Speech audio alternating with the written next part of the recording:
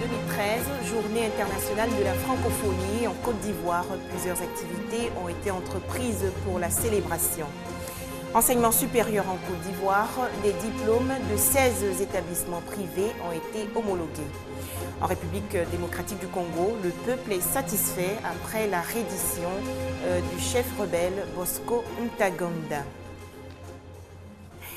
Bienvenue à tous, bonsoir. C'est aujourd'hui, mercredi 20 mars, que les pays ayant en commun la langue française célèbrent la journée internationale de la francophonie. Il s'agit pour les 200 millions de personnes à travers le monde d'insister sur la solidarité et le partage des valeurs en matière de développement. On fait le point des activités entreprises en Côte d'Ivoire avec Ami Kanga. Pour réussir ce pari ambitieux, il reste persuadé que le meilleur des emprunts est celui du dialogue entre les Ivoiriens d'une part et avec les peuples du monde d'autre part. Le français, une langue à parler dans près de 56 pays dans le monde. Ce mercredi 20 mars, la Côte d'Ivoire, en marge des autres pays qui ont en commun la langue de Molière, célèbre la journée internationale de la francophonie. Le nouveau visage de la francophonie, thème retenu par la Côte d'Ivoire, revêt une signification particulière. Il s'agit d'engager une réflexion sur les différentes mutations dans le monde francophone. La maîtrise de la langue française passe déjà par une bonne formation des enseignants. Il y a 10 centres de lecture et d'animation culturelle qui vont être mis en place au nord de la Côte d'Ivoire en liaison avec les différentes communes, avec les collectivités locales. Pour une maîtrise du français, quelques méthodes préconisées par les lauréats du concours national de dictée. Je pense que pour mieux apprendre le français, il faut beaucoup lire, s'intéresser plus à la littérature et aller sur Internet pour pouvoir apprendre le maximum de mots. En secret personnel, j'écoute beaucoup la radio, en particulier les informations. Je regarde beaucoup la télé. Ce qui est sur l'actualité du pays, je lis beaucoup. Je regarde les mots nouveaux dans le dictionnaire. Des projections de films, un forum de la jeunesse francophone et un concours national de dictée ont meublé l'édition 2013. Par ailleurs, la Côte d'Ivoire a été retenue pour organiser les 8e Jeux de la francophonie en 2017. L'actualité dans le domaine de l'enseignement supérieur en Côte d'Ivoire, c'est l'homologation des diplômes de 16 établissements privés. Cette action va leur permettre d'améliorer la qualité de la formation et de l'intégration des étudiants. À cet effet, une commission de reconnaissance d'équivalence des diplômes a été mise en place. On retrouve Ami Kanga. 57 diplômes de 16 établissements supérieurs privés homologués par la commission de reconnaissance d'équivalence des diplômes, CREC, ce qui va faciliter l'insertion socio-professionnelle des détenteurs de ces diplômes. L'objectif principal est de mettre en place un dispositif d'assurance qualité pour faire face aux défis de la qualité des formations post-bac, sauf le BTS qui est un diplôme national. La CREC a habilité ces établissements avec des niveaux d'équivalence Bac plus 3, Bac plus 4, Bac plus 5. Les étudiants qui seront inscrits dans des filières où les diplômes ne sont pas homologués ne pourront pas postuler à la fonction publique. Les parents d'élèves devront redoubler de vigilance et vérifier auprès du ministère de l'Enseignement supérieur les diplômes homologués avant d'inscrire leurs enfants. Les établissements d'enseignement supérieur sont aussi appelés à s'inscrire dans la démarche qualité. Ils ont 2 ans pour régulariser leurs diplômes. En image, la visite officielle en Côte d'Ivoire du roi Mohamed VI. Le souverain marocain a rencontré aujourd'hui le président de l'Assemblée nationale, Guillaume Soro. Les 2 hommes ont insisté sur la nécessité d'une collaboration entre les parlementaires ivoiriens et marocains.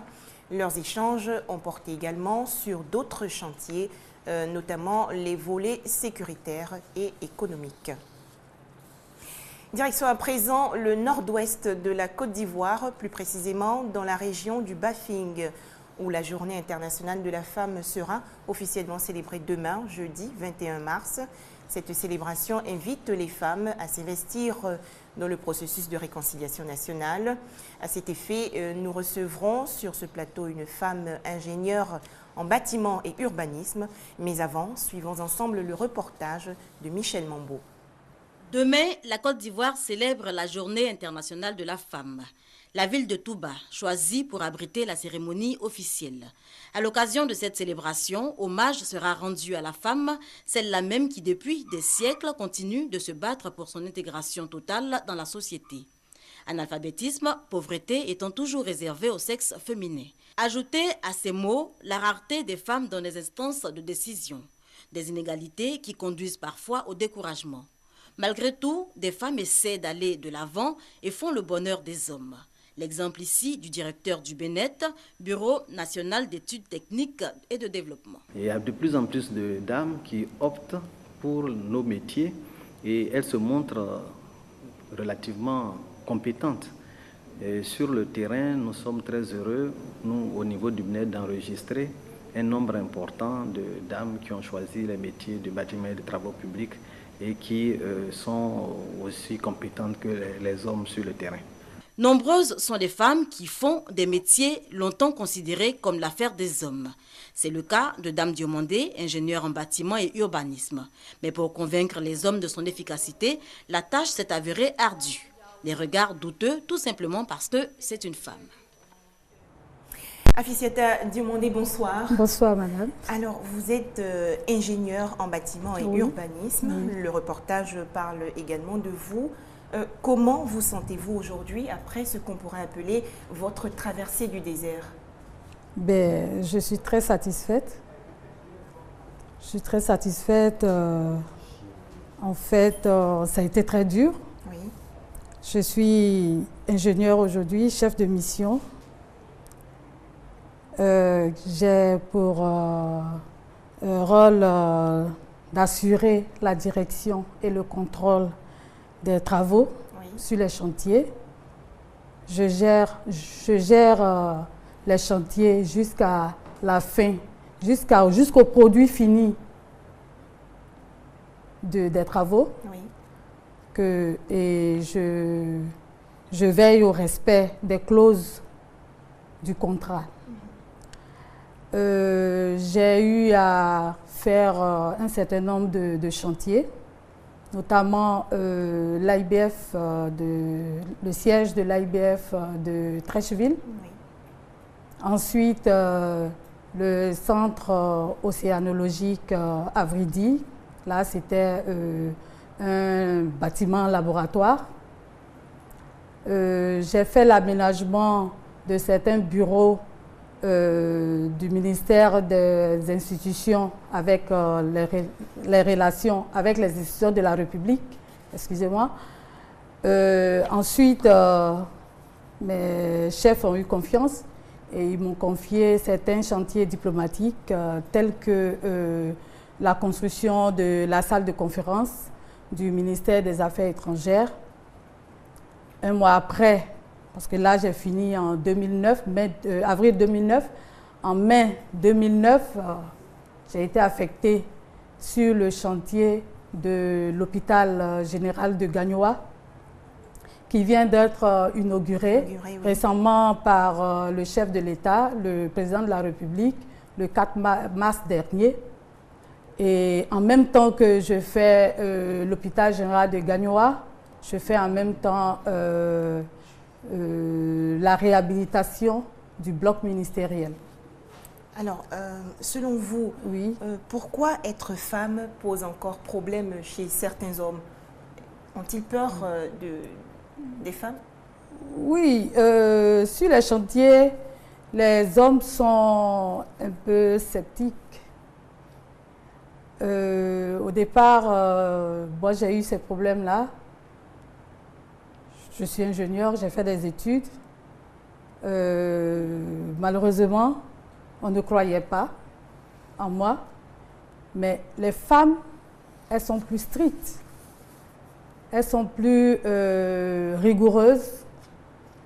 Mais comme elles passent, quand on les voit au départ, on pense que ce sont elles sont faibles. Mais avec le temps, quand on nous met sur le terrain, arrive à casser la baraque, comme on le dit. D'accord. Alors, voilà. racontez-nous un peu votre histoire. Comment s'est passée votre arrivée dans cet univers d'hommes? D'abord, j'ai fait le lycée technique de Bouaké. J'ai eu un bac F4. Ensuite, je suis allée à l'École nationale supérieure des travaux publics à Yamoussoukro. Je suis sortie comme technicien supérieur au départ. Et j'ai fait, en tant que stagiaire, j'étais sur le chantier de l'école des infirmiers de Korogo, disons aujourd'hui l'INFAS de Korogo. Et j'ai été embauchée de là en 1995.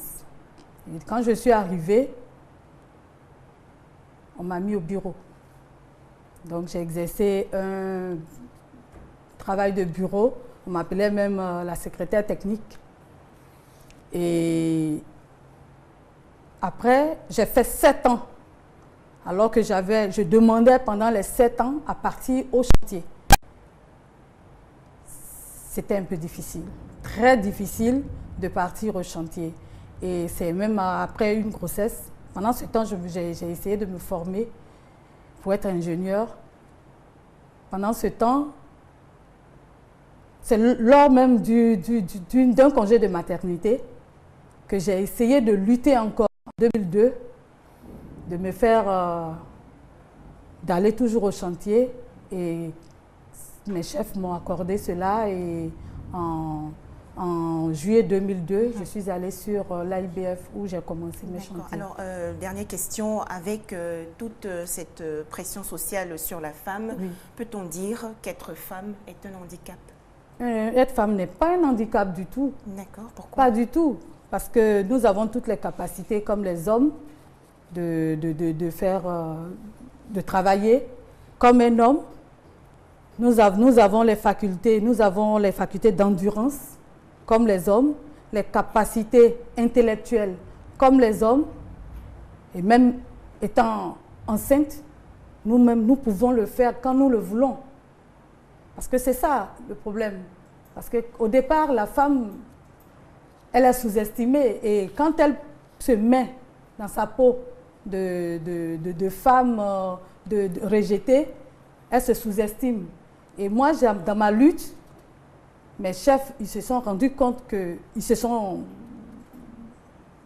trompaient. Oui. Et jusqu'à ce qu'ils voient tous mes efforts et à me donner, à me primer avec le diplôme du meilleur agent du BNET pour la qualité du contrôle et du suivi des travaux de la salle de conférence du ministère des Affaires étrangères au Plateau et de l'hôpital général de Gagnoa.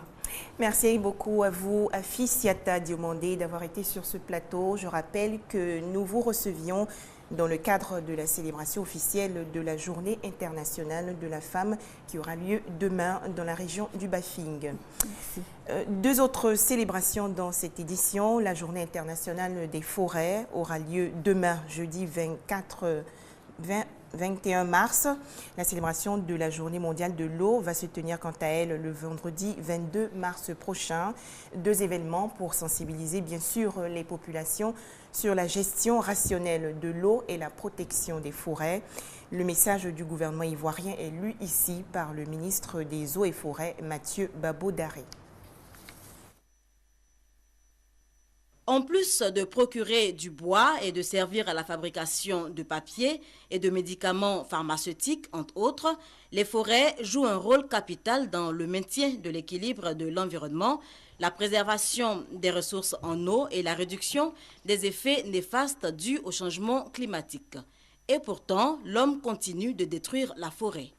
Conséquence, aujourd'hui en Côte d'Ivoire, le couvert forestier estimé à 16 millions d'hectares dans les années 60 est passé à moins de 3 millions en 2000 et sa destruction continue. Pour amoindrir les dégâts, la sensibilisation s'impose. La Journée internationale de la forêt, célébrée tous les 21 mars, est donc l'occasion d'attirer l'attention des populations sur les dangers de la destruction des forêts. Pour faire face à cette situation préoccupante de son secteur, le ministère des Eaux et Forêts a élaboré un plan d'urgence pour restaurer et protéger sur les 3 années à venir les forêts et les ressources en eau avec la collaboration des populations rurales. Des dispositions seront prises pour sécuriser les forêts classées et les parcs nationaux afin de permettre à ces zones de jouer pleinement le rôle écologique qui leur est assigné. L'eau, source de vie, sera également célébrée le 22 mars prochain. L'événement sera marqué par une semaine nationale de l'eau. Le lieu, certainement, de se pencher davantage sur les difficultés pour nombre d'Ivoiriens d'avoir accès aux liquides précieux. Et c'est la fin de cette édition. Merci à vous de nous avoir suivis et très bonne suite des programmes sur RTI2.